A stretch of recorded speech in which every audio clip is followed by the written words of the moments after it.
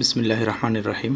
Graphics ডিজাইনের প্রথম ক্লাসে আমরা ফটোশপ এবং ইলাস্ট্রেটরের পরিচিতি, ফটোশপ আর ইলাস্ট্রেটরের ভিতরে যে টুলস বার আছে, মেনু বার, অপশন বার, এগুলো নিয়ে কথা বলছিলাম আর কালার মোড নিয়ে কথা বলছিলাম। আজকে আমরা কিছু টুলসের ব্যবহার শিখব। আমি ইলাস্ট্রেটর ওপেন করতেছি।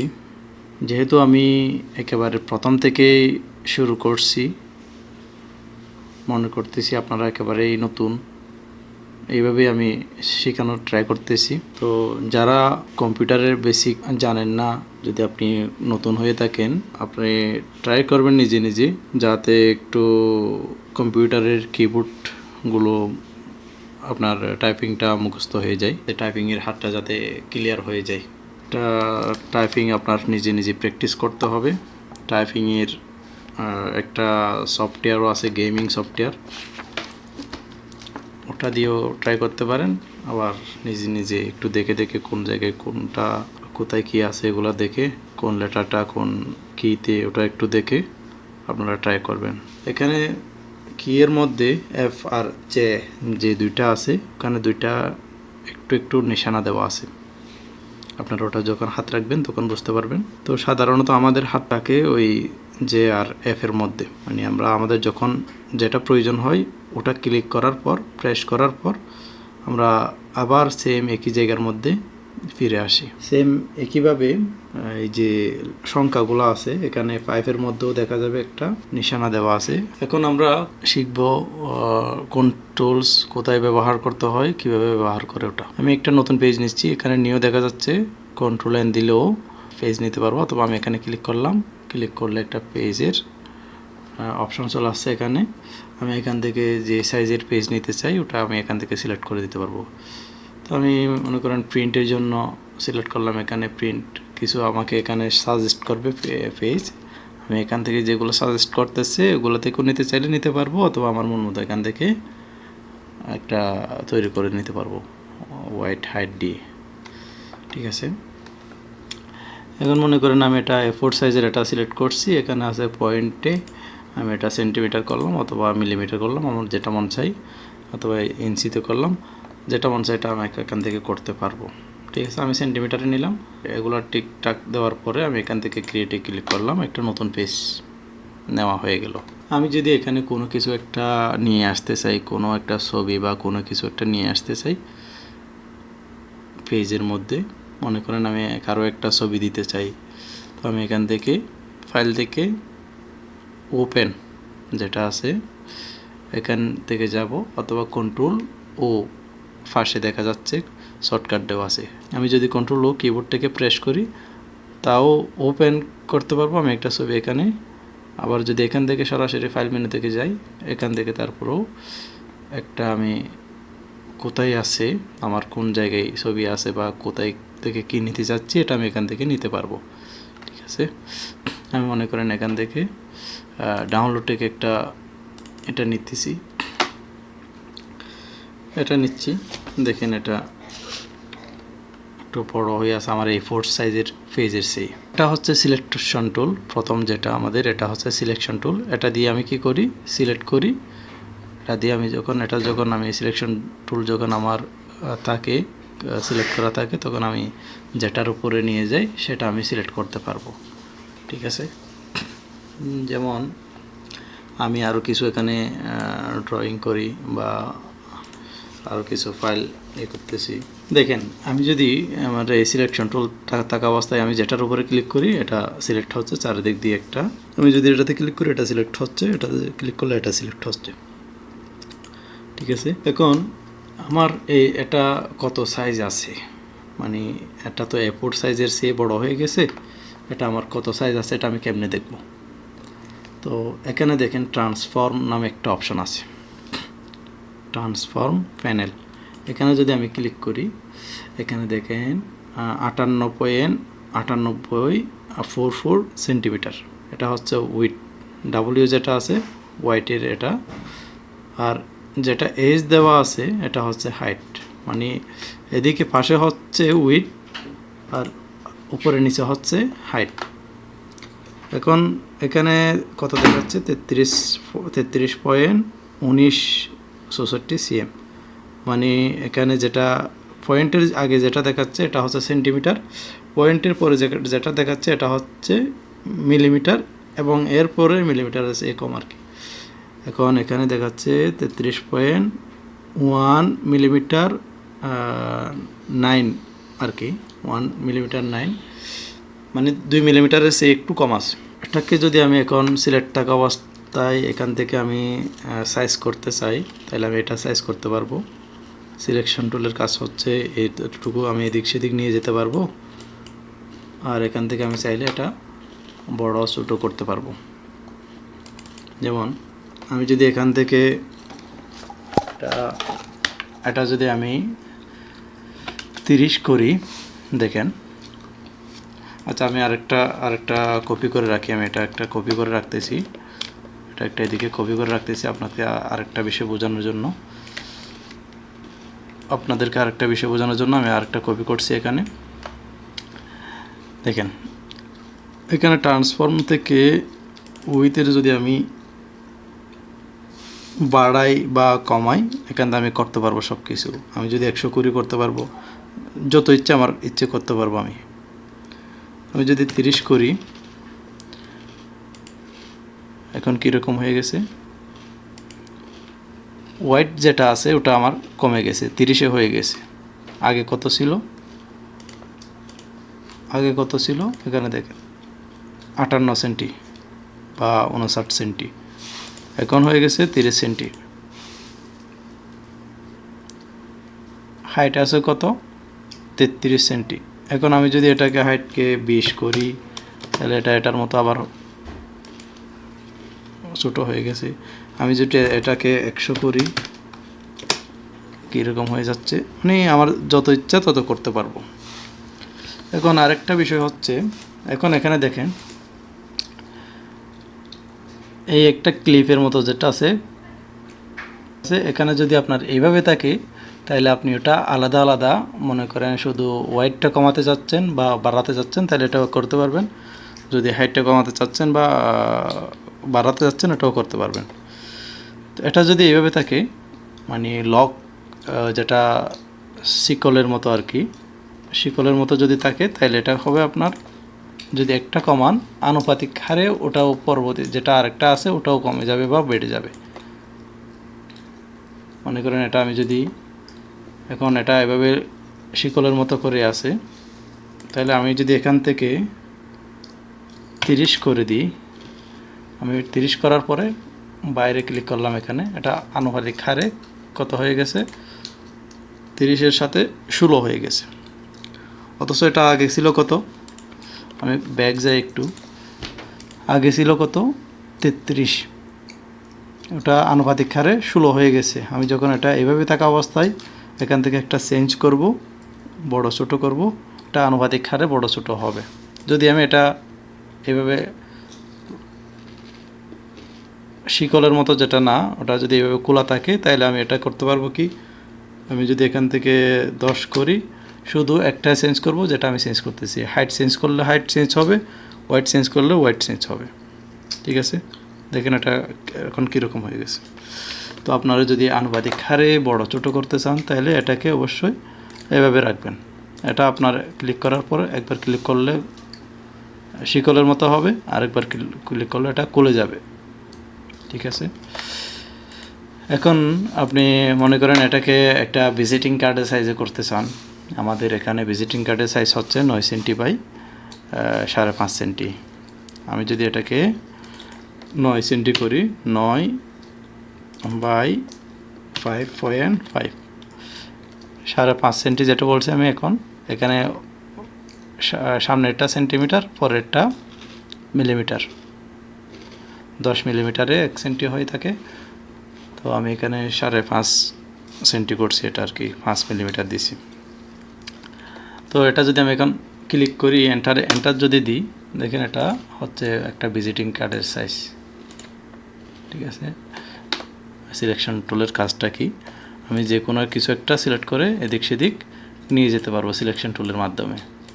ঠিক আছে, আর সিলেকশন টুলের এখানে শর্টকাট দেখা যাচ্ছে বি, আমি যদি অন্য কোনো একটা ইয়েতে থাকি, সিলেকশন টুলে আসা দরকার হয়েছে, আমি যদি কারসার না নিয়ে আসতে চাই, তাহলে এখান থেকে শর্টকাট থেকে কিবোর্ডের বি প্রেস করলে ওটা আমার সিলেকশন টুলে অটোমেটিক চলে যাবে। যাক, এখন আরেকটা এই tool, direct selection tool. Direct selection টুলের কাজ কি? একটা রেক্ট্যাঙ্গল নিছি এইভাবে। এখন যদি আমি এখন রেক্ট্যাঙ্গল টুল দিয়ে নিছি, এটা এভাবে আছে। আমি যদি এটাকে ডাইরেক্ট সিলেকশন টুল দিয়ে ধরি, শুধু একটা পয়েন্ট যদি ধরতে চাই আমি, দেখেন পয়েন্ট একটা ধরা গেছে। আমি যদি এটা ব্যাক স্পেস দিই, এটা কেটে যাবে। ঠিক আছে, আমি যদি শুধু একটা পয়েন্ট ধরে এদিক সেদিক নিয়ে যেতে চাই, এটা এভাবে নিয়ে যেতে পারবো। আমি যে কোনোভাবে যে কোনো কিছু করতে পারতেছি। ঠিক আছে, এটা হচ্ছে ডাইরেক্ট সিলেকশন টুল। এটার শর্টকাট কি? এ। ডাইরেক্ট সিলেকশন টুলের শর্টকাট হচ্ছে এ। ফটোশপ আর ইলাস্ট্রেটরের মধ্যে কিছুটা টুলসের ভিন্নতা আছে, এটা একটু আপনারা দেখবেন। ওখানে কীরকম কিছু টুলস আবার ম্যাচিং, যেমন পেন টুল, এগুলো ম্যাচ করে। কিছু টুলসের ভিন্নতা আছে। আচ্ছা, আরেকটা কথা এখানে দেখেন, এখন তো একটা সিলেকশন টুল দিয়ে ধরা আছে। আমি যদি এখান থেকে এই যে ভিতরে যে কতগুলো পয়েন্ট দেখা যাচ্ছে, এখান থেকে যদি আমি ধরে এভাবে ধরি, বড় ছোটো করা যাচ্ছে, রাউন্ড করা যাচ্ছে। হ্যাঁ, আমি যদি শুধু একটা পয়েন্টকে ধরি, একটাতে ক্লিক করলাম, আমি একটা থেকে আমি এখান থেকে এভাবে রাউন্ড করতে পারবো। ঠিক আছে, আর এটা থেকে যদি আমি এটাতেও ধরি, এভাবে রাউন্ড করতে পারবো। আমি ব্যাক যাচ্ছি, মনে করেন আমি এটা ধরলাম, শিফট কিবোর্ড থেকে যদি আমি শিফট প্রেস করে এটাও ধরি, তাহলে দুটোটা আমি এভাবে করতে পারতেছি। ঠিক আছে, আর এখানে যদি আমি ক্লিক করে শুধু দুইটা ধরি, যে কোনো দুইটা শিফট প্রেস করতে হবে আরেকটা ক্লিক করার সময়। প্রথম একটা ক্লিক করার পরে আরেকটা ক্লিক করার সময় কিবোর্ড থেকে শিফট প্রেস করতে হবে, তারপরে দুইটা সিলেক্ট হবে একসাথে, নয়তো ওটা বাদ পড়ে যাবে। তো এইভাবে আমি এটা রান করতে পারি।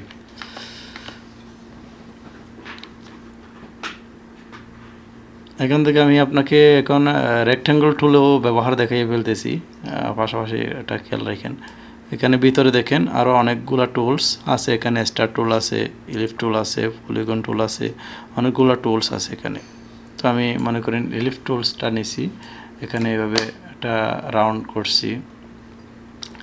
ইলিফ টুল দিয়ে আমি এভাবে করতে পারি, মানে চারদিক দিয়ে যাতে সমান হয়, ওটার জন্য আমি শিফট প্রেস করে থাকবো যখন আমি কারসার দিয়ে এটা এদিক সেদিক করব।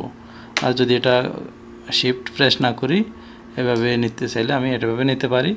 মনে করেন এটা এভাবে হয়ে গেছে, একদিকে বড় ছোটো হয়ে গেছে, কিন্তু আমি এখান থেকে চাচ্ছি এটাকে সব এক করতাম। এখন এখানে দেখেন ওয়াইট আছে কত, 8.37, আর হাইট আছে 1.85। আমি যদি এটাকে মনে করেন 8 করি, বা যেটা ছিল উপরে ওটার মতো করি, কন্ট্রোল জেডটি আমি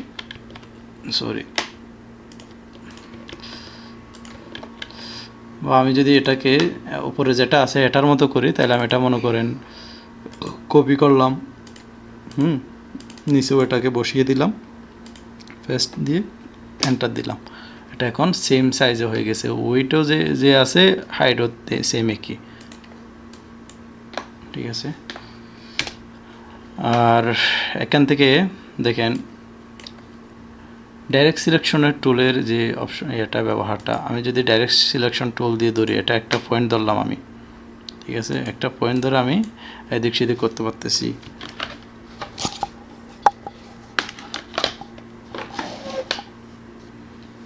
একটা যদি আমি এটা ব্যাক স্পেস দিয়ে কেটে দিই, তাহলে ওটা এরকম হয়ে যাচ্ছে। ডাইরেক্ট সিলেকশন টুলের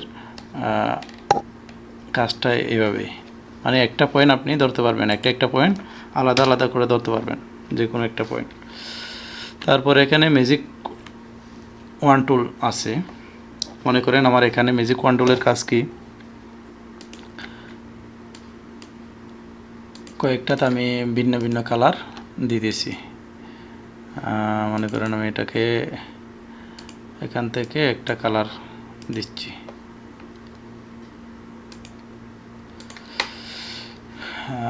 আরেকটা কথা হচ্ছে, এখানে দেখেন আমার এই পেজটা আছে কোন মোডে, RGB মোডে, এখানে উপরে লেখা থাকবে এটা আছে কোন মোডে, RGB মোডে। আর এটা আছে হচ্ছে CMYK colour mode, CMYK colour mode, RGB colour mode. এখন আমি যদি এখান থেকে যাই, এখানে দেখেন কোনো কালারই দেখাচ্ছে না, শুধু এই নিচের এখান থেকে কালার আমি অ্যাপ্লাই করতে পারতেছি। তো আমি যদি CMYK কালারের যেটা পেজ আছে ওটাতে যাই, দেখেন এখানে অনেকগুলো কালার শো করতেছে। যেহেতু এটা CMYK কালার মোডে আছে, CMYK কালার মোডের মধ্যে আপনার এখানে কালার শো করে, আর RGB কালার মোডে থাকলে এটা শো করে না। যেহেতু আমি এটা ChatGPTর এটা ওপেন করছিলাম, এটা অনলাইনের ওয়েবসাইটের ডিজাইন, সেই কারণে ওটা RGB মোডে অটোমেটিক খুলে গেছে। ঠিক আছে, এখন আমি যদি CMYK কালার পেজের মধ্যে আমি কয়েকটা নিয়ে দেখাই আপনাদেরকে। মনে করেন আমি কয়েকটা রেক্ট্যাঙ্গল নিলাম, এখানে বিভিন্ন কালার অ্যাপ্লাই করব। এখানে আমি স্ট্রোকটা উঠাই দিছি, এখানে বিভিন্ন কালার অ্যাপ্লাই করব আমি একসাথে। মনে করেন আরও কয়েকটা কালার অ্যাপ্লাই করি।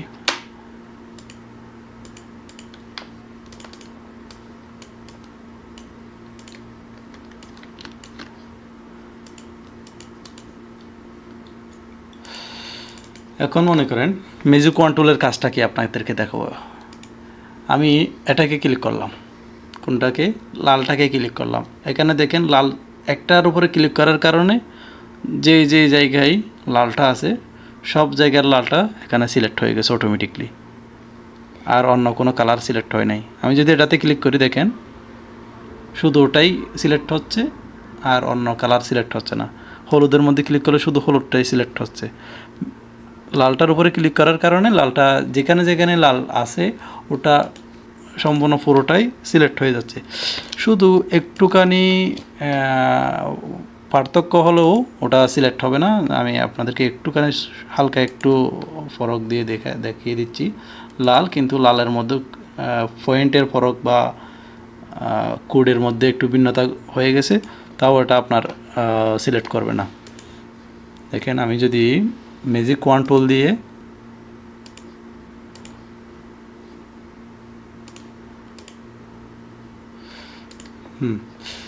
লালের মধ্যে যদি একটুখানি পার্থক্য আসে, দেখেন এটা পুরো লালটা যে পার্থক্যটা হয় কিছুটা, ওটা সিলেক্ট করে না, শুধু একই কালারের ওটা সিলেক্ট করবে। আপনার এখানে দেখেন আমি যদি অন্য কালারের মধ্যে ক্লিক করি, শুধু একটা কালার যেটা ওটাতে সিলেক্ট করবে। মনে করেন এখানে গ্রিন কালার, এটা আমি যদি অন্য আরেকটা কালার দিই, ডার্ক গ্রিন, বা এখানে আরও একটু হালকা গ্রিন যেটা আছে এটা দিই, এখানে আরও একটু ডার্কটা দিই। যদি আমি এখানে ম্যাজিক ওয়ান টুল দিয়ে ক্লিক করি, শুধু একটাই সিলেক্ট করতেছি, বাকি গ্রিনগুলো সিলেক্ট হচ্ছে না, যেহেতু একই পয়েন্টের না, একই কোডের না। তো ম্যাজিক ওয়ান টুলের ব্যবহার তো অবশ্যই জানছেন। এখন অনেক সময় ছোট্ট ছোট্ট ডিজাইনের মধ্যে একটা আলাদা আলাদা করে ধরা লাগলে অনেক টাইম চলে যায়। তো আমরা এক কালার যখন আমরা সিলেক্ট করব, তখন ম্যাজিক ওয়ান টুল দিয়ে আমরা এটা সহজেই সিলেক্ট করতে পারবো। তো আপনারা একটু এগুলো নিয়ে প্র্যাকটিস করবেন। তো এখন আমরা 4টা টুলস দেখলাম, রেক্ট্যাঙ্গল টুল দেখলাম, এখানে ইলিফ টুলস দেখলাম, আর ভিতরে ইলিফ টুলসের ভিতরে আরও দেখেন এখানে কীরকম আছে রাউন্ড রেক্ট্যাঙ্গল টুল, এটা কীরকম এটা দেখেন একটু। এটা একটু চারদিক দিকে হালকা একটু রাউন্ড আছে আর কি। এরপরে এখানে হচ্ছে ইলিপস টুল তো দেখলাম আমরা। আর আছে হচ্ছে পলিগন টুল, ওটাও দেখেন কীরকম। ঠিক আছে, পলিগন টুল ওটা। পরে স্টার টুলটা দেখেন কীরকম। আজকে আমরা যে টুলসগুলো দেখলাম এগুলো নিয়ে একটু খেলবো আমরা। যত আমরা প্র্যাকটিস করব ততই আমাদের হাত ক্লিয়ার হবে। তো পরবর্তী ভিডিওতে আমরা অন্য বিষয় নিয়ে টুলসের আরও যে টুলসগুলো আছে এগুলো নিয়ে বিস্তারিত আলোচনা করব। আজকের ভিডিওটি এ পর্যন্ত। যদি ভিডিওটি ভালো লাগে তাহলে বন্ধুবান্ধবের মাঝে শেয়ার করবেন। আমি যেহেতু আপনাদেরকে একেবারে ফ্রি শেখাচ্ছি, একেবারে প্রথম থেকে শুরু করছি, যদি কারো কোনো প্রশ্ন থাকে তাহলে আমাকে কমেন্ট করে জানাবেন, বা কারো কোনো হেল্পের প্রয়োজন হলে কমেন্ট করে জানাবেন। আর ভিডিওটি কেমন লাগছে ওটা কমেন্ট করবেন, হয়তো আপনার কমেন্টের কারণে আমি একটু উৎসাহ পাবো। তো ভালো থাকবেন সবাই, আল্লাহ হাফেজ।